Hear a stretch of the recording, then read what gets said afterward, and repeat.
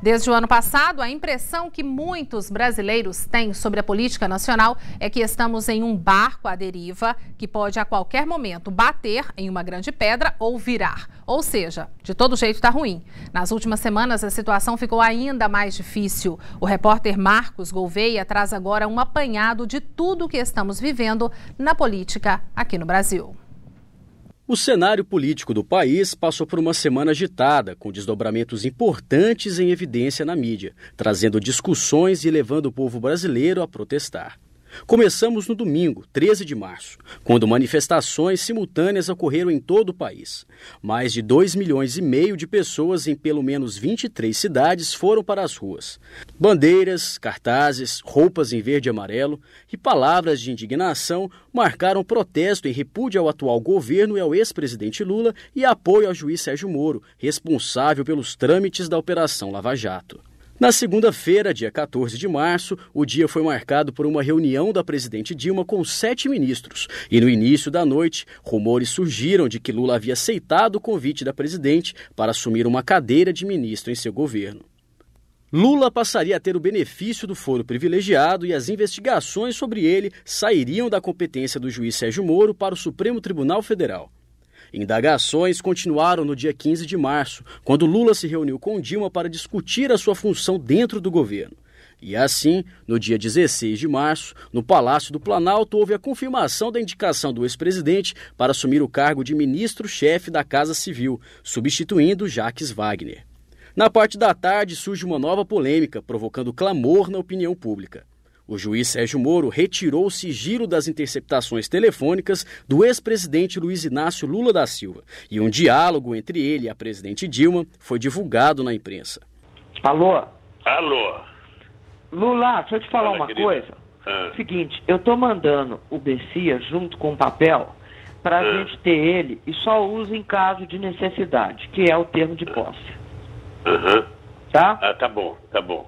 Só isso, você espera aí que ele tá indo aí. Tá bom, tô aqui, fica aguardando. Tá?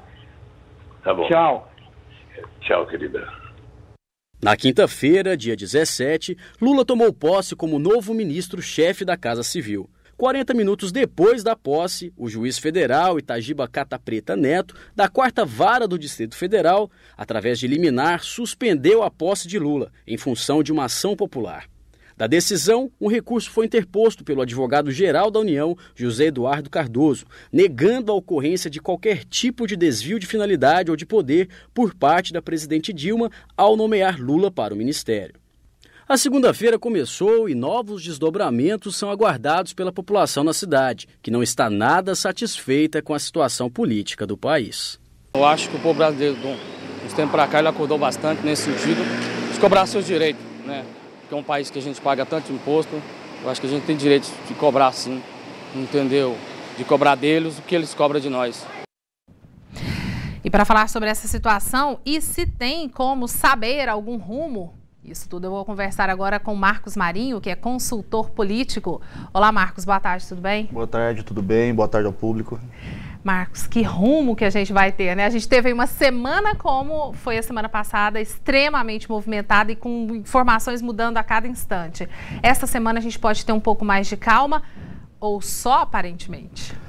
Bom, não dá para ter certeza, né? É uma semana mais curta, então fatalmente isso tem a Semana Santa agora, então eu penso que isso vai dar uma esfriada um pouco nas questões que estão tão acaloradas aí ultimamente. Porém, pode acontecer algo da hora para outra, né? O Teori pode convocar uma reunião com os outros ministros do STF, o pessoal da Câmara vai dar continuidade ao rito do impeachment, então o Cunha já falou que vai ter reunião hoje, que talvez vai ter mais reuniões para poder acelerar esse processo. Eu penso e quero acreditar que talvez nenhuma outra bomba tão grande quanto as da semana passada vão estourar, mas também não dá para saber, porque semana passada foi um vendaval de coisas, né? E tem acontecido com muita frequência, né? E são muitos pontos. A gente tem a Operação Lava Jato em pleno caminhar, a gente tem uma situação política, a gente tem a questão do ministro que deixou de ser ministro. Talvez volte a ser ministro de novo. Volte de novo. Como é que fica a cabeça da população em relação a isso, com esse tanto de informações? Então, a minha preocupação é que as pessoas se mantenham apenas na passionalidade, né? Na paixão que elas têm por lado A ou lado B e por pegarem apenas alguns recortes do fato. O que a gente tem que ter bastante medo é que as pessoas estão começando a entender que o Facebook é a única verdade do mundo. E como no Facebook ela só tem, de repente, as pessoas que são partilhadoras do mesmo ponto de vista, elas só reforçam uma versão dos fatos. E aí vão para as ruas manifestar, mas com apenas uma versão dos fatos. Então eu penso que as pessoas deveriam ter mais acesso a conteúdos diversos, a fontes diversas, para então confrontar essas informações e aí sim fazer um juízo de valor com mais clareza. Aprofundar mais? Com certeza. É um debate muito sério. A gente tem que entender que hoje no Brasil a gente tem uma crise política tamanha que todas as esferas do poder político estão de alguma forma arroladas em algum problema, já são réus em alguma investigação, continuam sendo investigadas. O judiciário assumiu um papel protagonista agora, talvez para tentar equilibrar um pouco o processo, o que também dá um pouco de medo em muita gente. E não dá para você, de maneira simplista, sair na rua atacando A ou atacando B, justificando coisas de maneira tão vazia.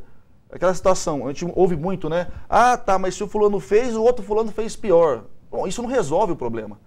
E para que você possa debater, é necessário que você entenda dos fatos. E assim, só pesquisando, se informando e não olhando apenas uma fonte midiática, gente. A gente tem que perceber que toda fonte midiática, ela dá um recorte. Para eu conseguir enxergar mais ou menos o todo, eu tenho que ter vários recortes. Em um só, eu estou só reproduzindo a opinião de alguém. E até que ponto eu estou reproduzindo a opinião correta? E isso é preocupante porque o tema é bastante grave. O Brasil, talvez, depois dessa situação, é a grande oportunidade que ele tem de mudar radicalmente a sua forma de se fazer política. Será que a gente vai até o meio do ano? Essa situação toda. Eu acho que todo mundo fica tentando, né? Não vamos. A gente ouve economistas aqui no quadro Falando Economia, falando, não, lá para 2019 que a gente vai resolver isso. Será que até o meio do ano a gente já conseguiu dar uma clareada nisso aí, Marcos? Olha, ao menos nessa questão política? Sim, a questão política eu acredito que até o meio do ano ela vai estar posta de um lado ou de outro. Agora, a questão econômica realmente ela vai levar bem mais tempo. Politicamente eu penso que vai ser mais rápido porque o mercado está sofrendo muito com isso. E no fim das contas é o mercado que banca todo esse circo político. E ele vai começar a pressionar para que o país seja destravado. Então eu penso que agora as coisas vão começar a se acelerar um pouco mais. Não penso que culpados e inocentes vão vir às claras tão rapidamente, isso ainda vai protelar um pouco mais, mas alguma decisão vai ser tomada. Eu não acredito que esse governo continue da forma que está até mais do que junho, julho no máximo. Marcos, antes da gente começar, você colocou que você está morando em Portugal. Isso. Como é que está isso aí? Como é que você lá, acompanhando outras pessoas também, estão vendo, né, o país e toda essa situação? Porque a gente sabe que é tudo interligado, né? A questão economia, internacional, isso aí. Como é que vocês estão vendo de lá isso aí? Então, lá chegam pequenos recortes, né? Até porque Portugal tem vários problemas dentro dele mesmo, também, tem vários né? problemas na Europa, com crise de refugiados, a Inglaterra não sai da União Europeia. Então chegam algumas coisas sobre o Brasil. O que é complicado é o que chega sobre o Brasil, chega de uma maneira muito crítica, muito ácida, porque no Brasil acontecem coisas que dificilmente você vê em outra parte do mundo. E muito parcial? Assim... Eu não consigo ver parcialidade da mídia lá. Mas eles colocam meio que num tom de galhofa, porque em nenhum outro país do mundo um camarada que é acusado num processo do judiciário assume o ministério. Em nenhum lugar do mundo o cara que é réu na ação do Supremo, ele comanda a Câmara Federal. Então são coisas que para os portugueses e os europeus de modo geral são muito estranhas, né? Fogem completamente do contexto político que está mais acostumado. Não que lá não tenha corrupção, não tenha problemas, tem também. Mas é que no Brasil nós temos muitas jabuticabas, né? O pessoal fala que jabuticaba só dá no Brasil. E a política do Brasil também parece que só acontece aqui. Muito particular? Bastante particular. São coisas que realmente eu não vi ainda em outras democracias. Em relação ao Poder Judiciário, a gente tem observado aí uma ação muito efetiva do Poder Judiciário nos últimos tempos. Qual a sua análise em relação a isso? O que está acontecendo? Está mudando isso aí? O judiciário até então ele vinha num papel mais secundário no processo político, né? A gente tem que perceber que com toda essa crise no legislativo e no executivo, fatalmente o judiciário, por estar atuando sobre essas duas casas, essas duas esferas, vamos dizer assim, ela ganhou uma notoriedade. O juiz Sérgio Moro ele fez um trabalho muito bacana, do meu ponto de vista, em trazer a opinião pública para o lado dele, que até foi uma maneira de autoproteção. Então essa superexposição do judiciário, um poder que pouco se sabe sobre ele em nível de senso comum, deu uma assustada na população. Então, às vezes até falam sobre a ditadura do judiciário, que eu acho uma bobagem sem fim. Eu penso que enquanto 3 poderes, enquanto um tripé realmente que sustenta a democracia, o judiciário está fazendo o papel de tentar equilibrar o legislativo e o executivo, que até aqui se demonstraram bastante problemáticos. Então, eu não penso que acusar o judiciário de assumir o protagonismo agora vai contribuir com o processo democrático. O judiciário, ele faz parte do processo democrático. Agora, ele tem que entender que ele vai, da maneira dele, tentar equilibrar essas contendas de interesse que há entre o legislativo e o executivo. Marcos, muito obrigada pela sua presença aqui. Eu que agradeço, estou sempre à disposição. Ok, bom retorno. Muito obrigado. Bom trabalho. Eu conversei agora com Marcos Marinho, ele que é consultor político.